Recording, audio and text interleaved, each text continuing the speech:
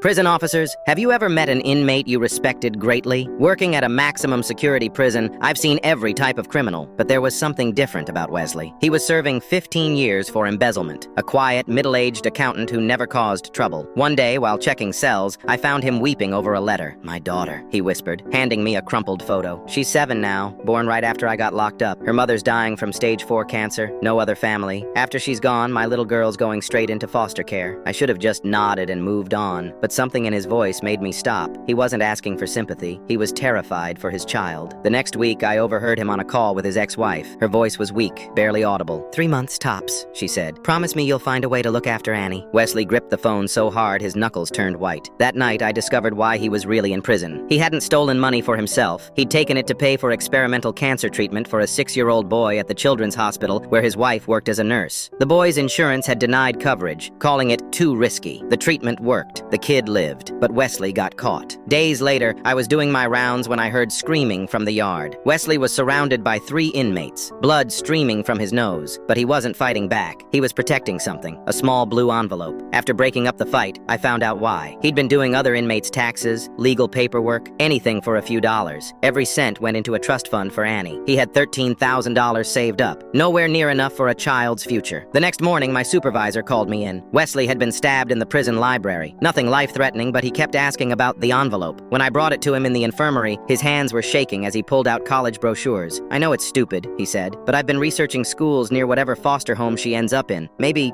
I could still help with her homework through letters." I went home that night and couldn't sleep. The next day, I requested all of Wesley's case files. Spent weeks going through every detail, every transaction. Found something interesting. The hospital's financial records didn't match his conviction documents. Turned out the prosecuting attorney had buried evidence proving Wesley's innocence. The hospital administrator had been the one stealing money. Wesley had discovered the scheme and tried to expose it, but got framed instead. I took everything to my brother-in-law, a reporter at the Chicago Tribune. 3 months later, the real story broke. The hospital administrator confessed. Wesley's case was reopened. He was released last week. His ex-wife lived just long enough to see him walk free. Yesterday, I drove past the park and saw him pushing Annie on the swings. She was wearing a bright blue backpack, the same color as those college brochures. Wesley spotted me and waved. I waved back, then drove away. The hospital administrator? He's in cell block D now. Funny how life works out.